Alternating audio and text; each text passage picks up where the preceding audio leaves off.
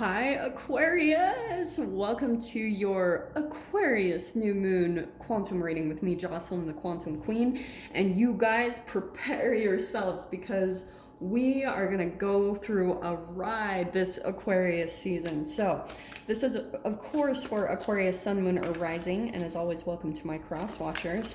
Cross watcher, you could be dealing with an Aquarius, and the message could actually be for you. So, feel free to take it however it resonates with you and your situation. Keep in mind these are general readings, and if you guys would like to book a one-on-one reading, you can find my information down below in the description box. And as always, just wanted to say thank you for liking, subscribing, and thank you for all the good karma donations. I appreciate it so much. Oh, Aquarius. Okay, are you ready for this? You guys, of course, are going to be feeling this new moon the most, okay? Oh, wow. Okay, that popped out as well. I'm going to take both of them. Aquarius, okay. What you can kind of expect and what I've been seeing so far is you might be headed in a direction and there's going to be obstacles and things that are come up, like maybe with travel.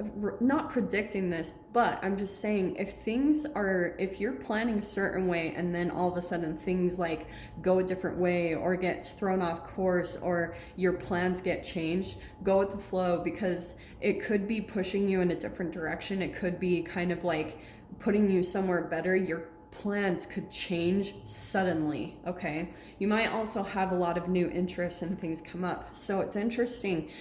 With that whole theme going on, these are the cards you have popping out. Emotions are running high, not surprised, and a time to give rather than take. So I love that combo. I think what could be happening for you guys, yeah, there might be a bit of an emotional purge, because the other thing I've been sensing is that there is still a bit of a purge that's happening from 2019. It feels like the energy is still kind of like dissipating a bit as we're moving in more and more into January. So that's why you guys might be feeling like your emotions are heightened, especially during this new moon, because I'm going to tell you guys,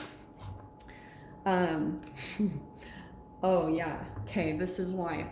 You guys might feel a little bit exhausted. So going back to what I was saying, I have a friend that works in, like, he used to work in the medical field. He used to work in the ER. And it was fascinating. We talk a lot about, what happened there and in a law of attraction way. And, we like to dive into that stuff.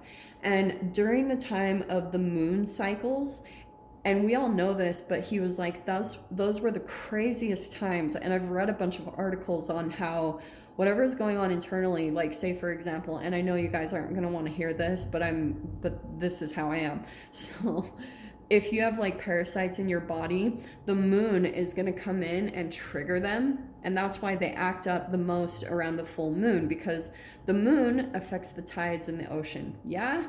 And we are made of about 65% water. So if you think about it, we're being triggered by the moon's energy. That's that entanglement with that energy. So then what happens is anything internally that's lower vibration, that maybe steals your nutrients, that's going to be triggered, and your emotions are going to come up a little bit higher.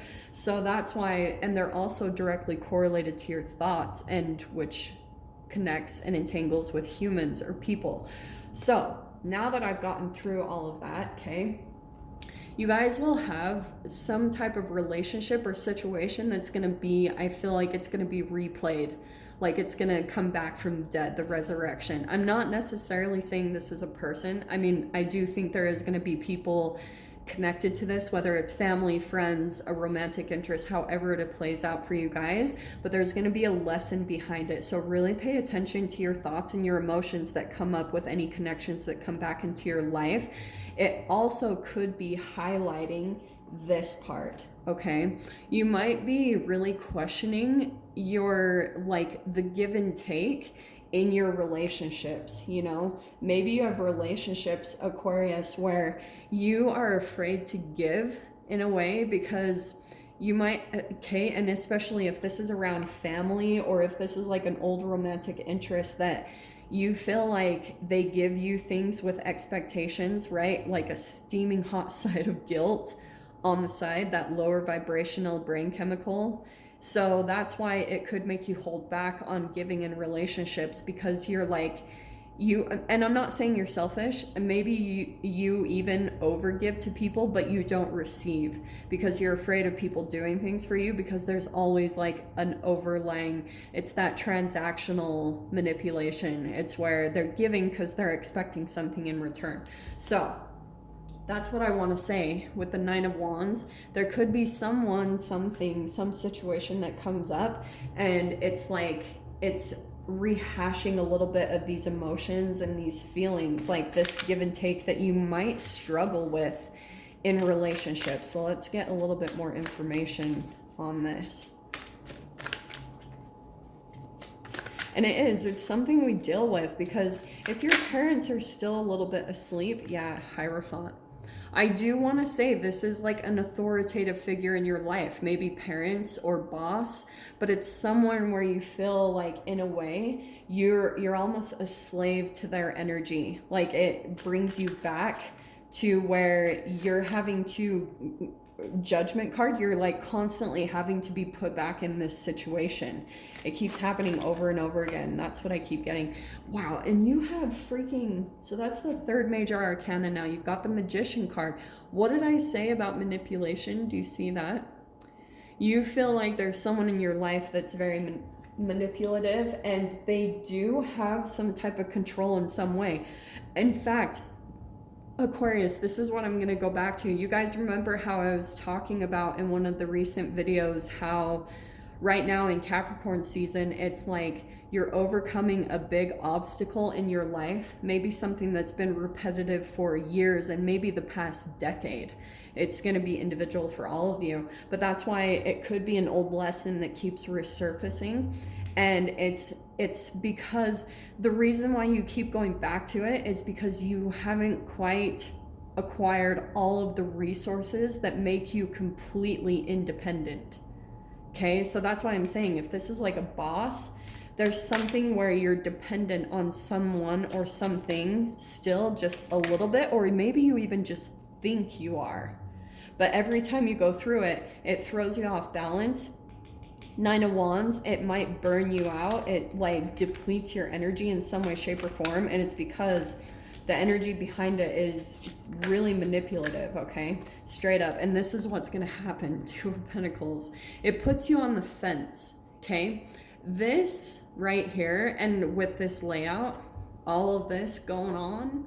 So this is, at times in your life, Aquarius, when you become really indecisive or you can't make up your mind, it's because of this authoritative figure. This actually can be a little bit of trauma or PTSD.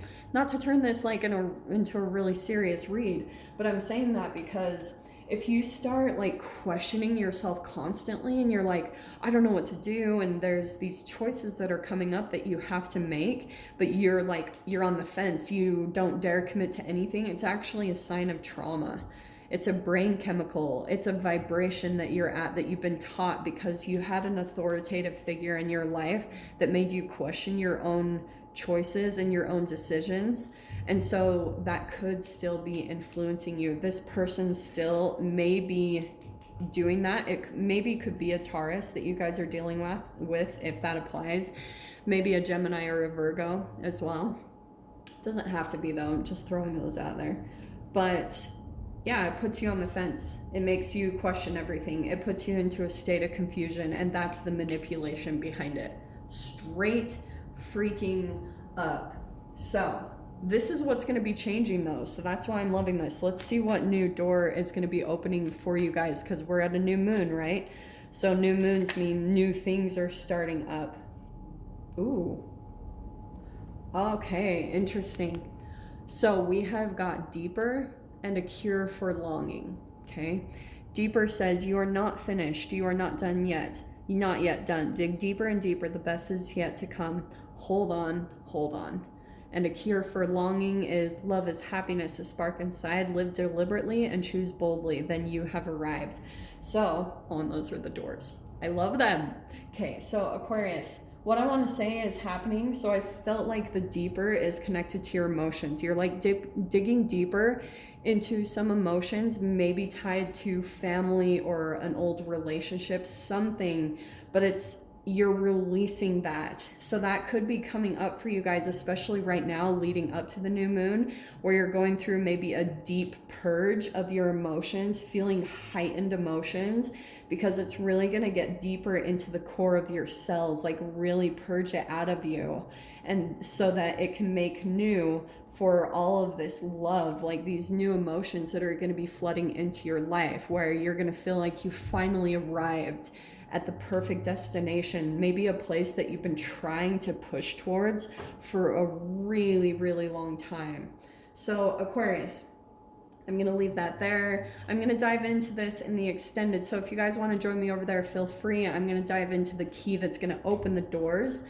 So if you guys want to join me over there, just go down below, click on the Vimeo link, and I'll see you on the other side. But Aquarius, if this is where we leave things, I'm sending you so much love, wishing you all the very best, and I'll see you in your next reading. Take care.